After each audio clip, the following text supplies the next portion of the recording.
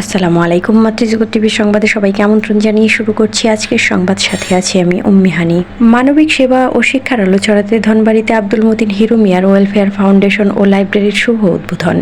Crime reporter Mohammad Delwar হোসেনের প্রতিবেদনে দেখুন বিস্তারিত। টাঙ্গাইলের ধনবাড়ি উপজেলার মিয়াবাড়ি মুসুদ্দি পূর্বপাড়ায় মানবিক সেবা, সমাজ কল্যাণ ও শিক্ষা প্রসারের লক্ষ্যে প্রতিষ্ঠিত আব্দুল মতিন হিরু মিয়ার ওয়েলফেয়ার ফাউন্ডেশন ও লাইব্রেরির শুভ উদ্বোধন অনুষ্ঠিত হয়েছে। আয়োজিত এই অনুষ্ঠানের বিভিন্ন শ্রেণীর পেশার মানুষের স্বতঃস্ফূর্ত অংশগ্রহণের উৎসবমুখর পরিবেশের সৃষ্টি হয়। অনুষ্ঠানের প্রধান অতিথি হিসেবে উপস্থিত ছিলেন ডাক, টেলিযোগ ও তথ্য প্রযুক্তি মন্ত্রণালয় এবং বিজ্ঞান ও প্রযুক্তি মন্ত্রণালয়ের মাননীয় মন্ত্রী ফকির মাহবুব আনাম স্বপন এমপি। তিনি তার বক্তব্যে বলেন, শিক্ষা ও মানবিক সেবার সমন্বয়ে গড়ে ওঠা এই ধরনের উদ্যোগ সমাজকে এগিয়ে নিতে গুরুত্বপূর্ণ ভূমিকা রাখবে। তরুণ প্রজন্মকে জ্ঞান চর্চা ও নৈতিক সামাজিক দায়বদ্ধতার উদ্বুদ্ধ করতে লাইব্রেরির গুরুত্ব অপরিসীম বলেও তিনি উল্লেখ করেন।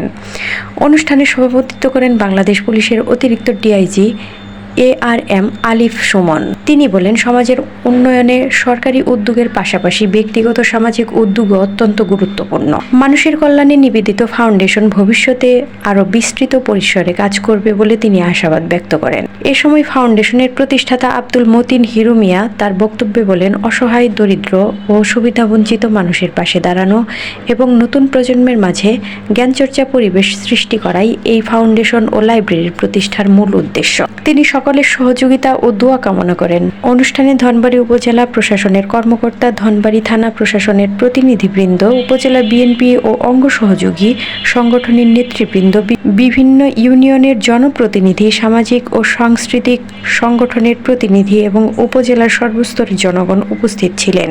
বক্তারা তাদের বক্তব্যে বলেন, মানবিক মূল্যবোধ, শিক্ষা বিস্তার এবং সামাজিক দায়বদ্ধতা বৃদ্ধির ক্ষেত্রে এ ধরনের উদ্যোগ সমাজে ইতিবাচক পরিবর্তন আনবে। তারা ফাউন্ডেশনের সফলতা কামনা করেন এবং ভবিষ্যতে আরও ব্যাপক জনকল্যাণমূলক কার্যক্রম পরিচালনার আহ্বান জানান।